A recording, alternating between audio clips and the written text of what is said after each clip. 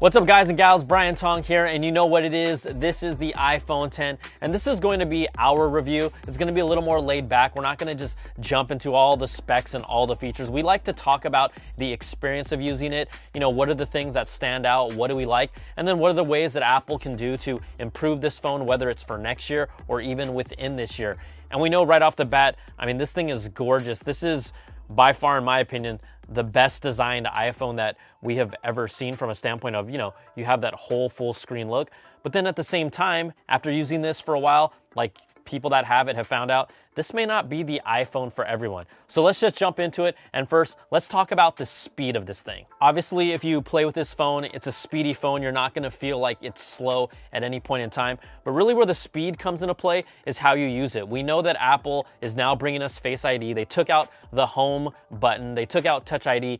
And there's actually ways, Face ID is surprising. Like, it actually works really well. There are instances where Face ID is actually faster. For example, if you pick up your phone, it's been on the table, and you have notifications, the fact that when you look at it, you can just tap those notifications that show up and it goes right into it. Another way that Face ID is actually faster is when you're using sites like, let's say, banking sites. You don't have to enter in your information. You go into that login screen, you happen to be looking at your phone, and voila, you're in. So those are kind of some of the couple instances where Face ID is actually faster to use. But then you also come across situations where it's slower to use. Nothing can beat the speed of Touch ID, we know this, but I think there were times where it was almost too fast. So for example, in previous iPhones, you have your lock screen wallpaper that looks really nice.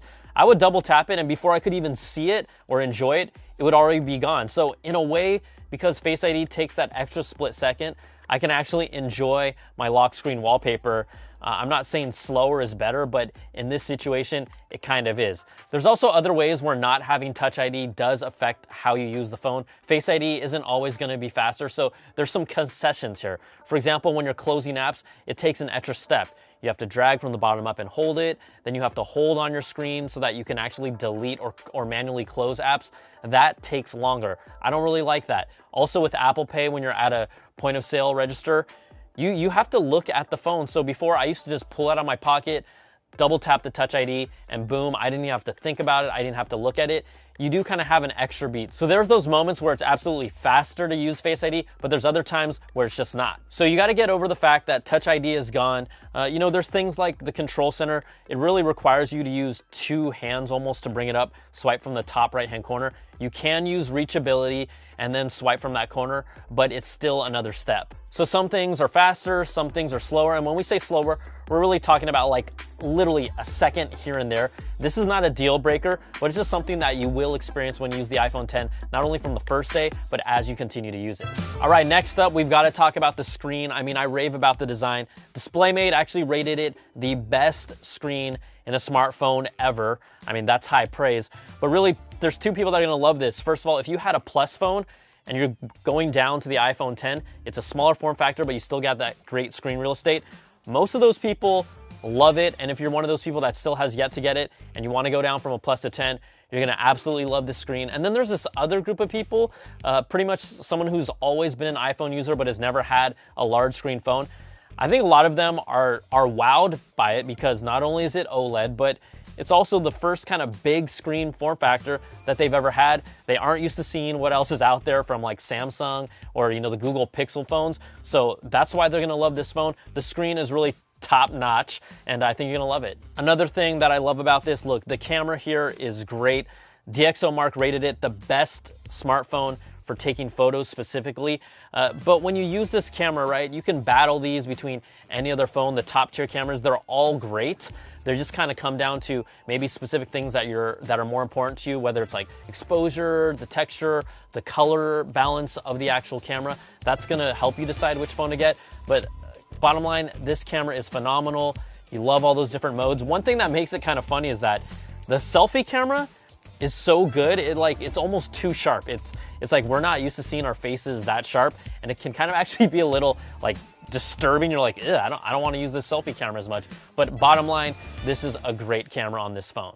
So those are some of the things that just really stand out about this phone. And I think what's unique about it too is the more that I've used this phone, the more I like it. I've talked to other people, they feel the same way, and that's a good thing. Like, the more you use something and you actually start enjoying it more, that's a great thing with the phone. So the iPhone definitely delivers in that from that standpoint. Now, let's talk about how we can actually make this phone better, or ways that Apple can improve it, maybe even improve it within this year. The first thing is, look, we talk about it a lot. There's no home button. What could they possibly use to emulate or replace that home button? For me, they've got to use 3D Touch. Now, 3D Touch is an interface that isn't used as much.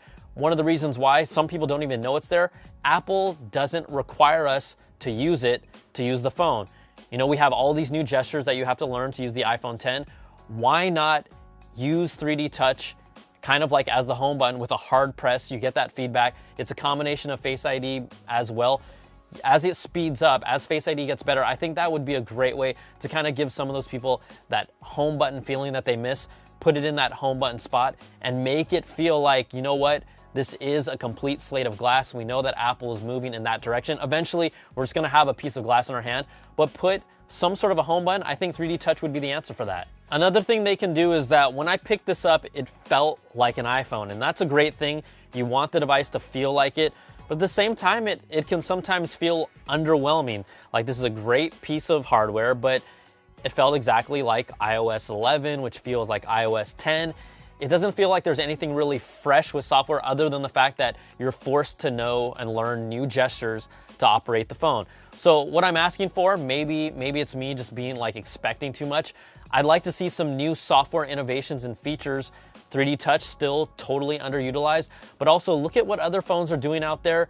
They're adding these bells and whistles that are usable, you know, like, sorry, the Pixel has a Shazam listening feature with an always on phone. You have, you know, phones that have enabled you to squeeze the sides.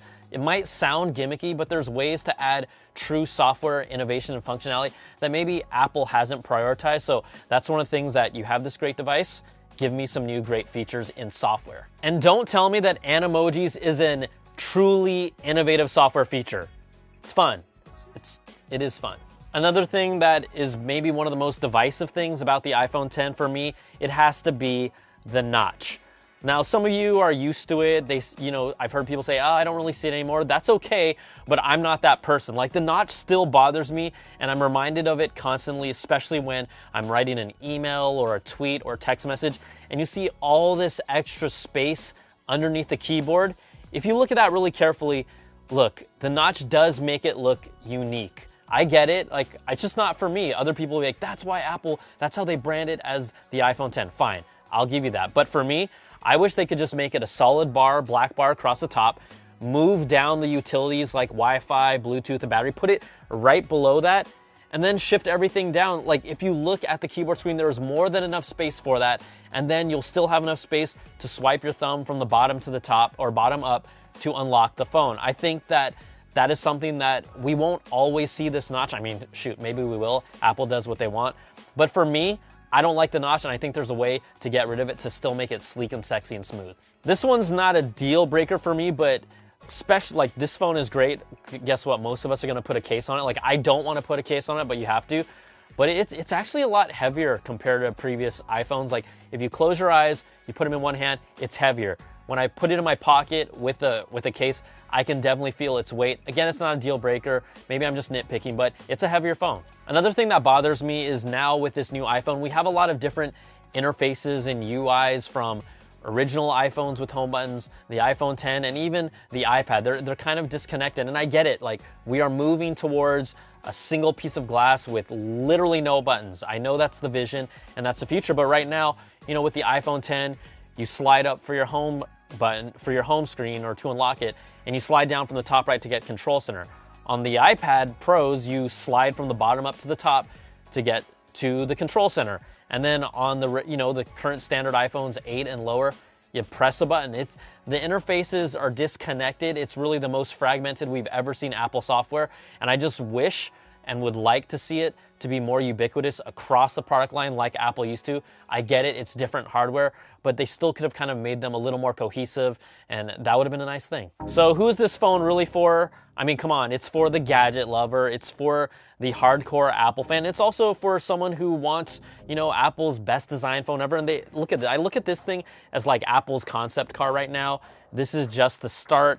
If you want to jump on that, you want to take a ride and you want to see what happens, you know what to expect. Like, if you're someone who wants a headphone jack, if you're someone who still's got to have a home button, you shouldn't get this phone. Like, I'm not gonna get this phone for my mom. I'm not gonna get this phone for my dad. I'm gonna wait until the absolute last moment for them to jump onto this form factor just because it's really not for them. So overall, this is a great phone. This is, yes, the best iPhone Apple has ever designed. Some people are calling it the best phone they've ever made. It's hard for me to say that because it still isn't for everyone. But, you know, I think about this phone, everyone talks about the $1,000 price point. It's not up to me to tell you if it's worth spending $1,000 of your own money. I hate it when people say it's not worth it. No one is gonna tell me or you how to spend our money.